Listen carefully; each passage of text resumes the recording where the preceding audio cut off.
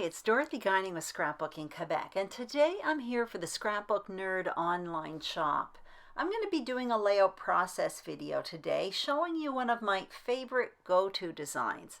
It should be easy, right? Well, it turns out I ended up hitting all kinds of bumps along the road. So what I end up doing is talking you through my process. What do I do when I do hit bumps along the road?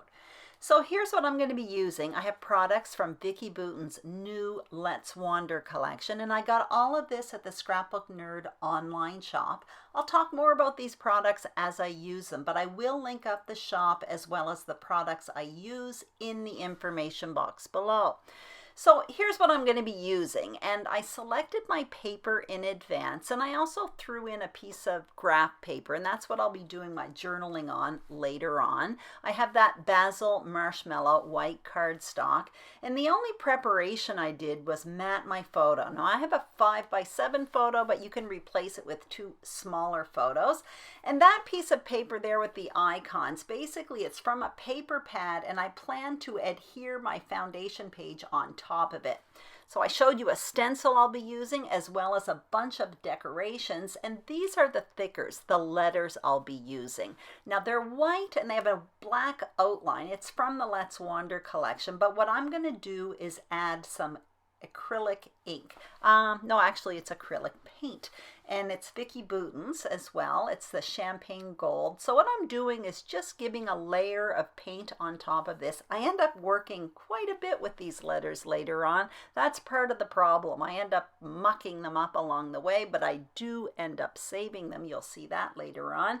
And anyway, I'm putting a coat of paint on them right now, and then I'm going to put them aside and let them dry. Mind you, this paint dried very, very quickly. So now what I'm going to do is prepare my foundation page. So I'm cutting down this Basil white cardstock at 10 inches by 12 inches. And then what I'm going to do is cut myself 4 strips of paper. So 2 from this blue wavy paper, and I'm putting measurements for all of this on the screen, and then I'm going to cut 2 out from this other paper here. So basically what I'm creating here are 2 borders, one for the right hand side of the page and one for the left hand side of the page, and I'm adhering it on top of this paper here. It's going to look like this, but before I adhere it, I do want to add a bit of stenciling. So that's one of 2 packs of stencils that are part of the Let's Wander collection, and I'm just using a very subtle ink. It's Sahara Sand by Stampin' Up, and I'm using one of those Picket Fence Studios blending brushes, and what I'm doing is I'm stenciling along the right hand side, and I'm going to have it kind of turn just underneath. And again, that is one of my go-to designs. Basically, I'm going to have a photo more or less towards the left, and the journaling, title, and decorations is all going to be on the right-hand side of the photo and kind of turn around underneath the photo. So I'm adhering all of this to that printed paper that's going to be covered up. And the reason why I'm doing that, obviously, I could have used a 12 by 12 piece of white paper and adhered the 2 borders on top, but for whatever reason, I do like the way it looks when the borders peek out from underneath. Now, the only way I would do that is if I adhere it on top of something that I don't particularly like or wouldn't use, and that's why I use that paper from the paper pad. Now what I'm doing is creating a layered photo mat. So I'm cutting these down. I'm cutting 3 pieces of paper here. One of them is going to be that graph paper for my journaling. That will be one of the layers as well. And like I said, all measurements are on the screen. So I'm going to play around just to create a layered photo mat here. Now obviously that blue paper, I haven't trimmed it yet, but what I'm going to do for that is I'm just going to rip the bottom. I was measuring simply because I wanted to put a measurement for you on the screen. So far I like how this is looking. No problem. Go-to design. Everything is going according to plan, but soon I will kind of go off the rails here. You'll see. But you'll also see how I kind of recuperate my mess and manage to create a page that I like after all. Here I have a visit from Chester. So anyway, I'm putting this down here, and you can't really notice the stenciling, or I can't see it on the screen right now as I'm doing my voiceover, but the stenciling is there. It is quite subtle, and a little bit later on I come in and do a bit more stenciling.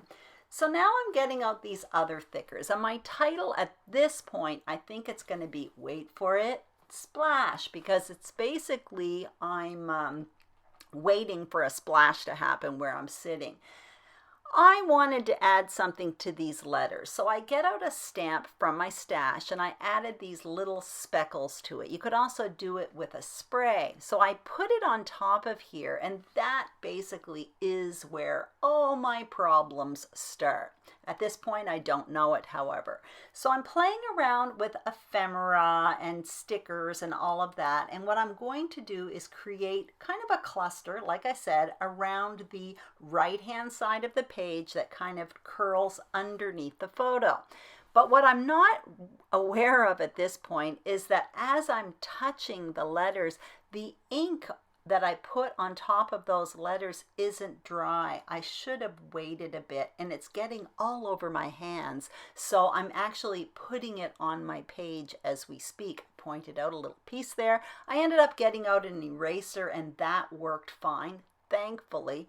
I decided to go in anyway and add a bit more stenciling. First of all, to cover up the ink blotches that I made, but also I wanted it to just be a little bit more apparent. And then I go back and continue playing around with my decorations. So I'm placing down this part of the title, waiting for it. But you're going to see later on, I end up removing that. I ended up not liking it at all. So I continue with my cluster towards the bottom. I really like that camera there. Like I said, it's all about taking photos and waiting for the splash at this point. And I'm adhering my letters with foam adhesive. But while I was doing that, I realized that the smudging from the blue splotches were all over the place. So I decided to come back in with some more of that acrylic paint and paint on top of it. Well, at this point, I really don't like it. I can't tell what letters are what, and I think at this point I have completely scrapped my page. But at this point, I'm well into it. I figure I will continue. Either I could scrap my page or I could try to fix it. Now what you see me doing is removing those blue letters. And when I don't like something on a page, I remove things. Now, some people actually add to it and it works for them, and that's fine. But for me, it works better when I remove things. So I removed that title and I already felt better. And now I'm going ahead thinking I'm just going to use the title splash. That's it. The rest will be explained in my journaling.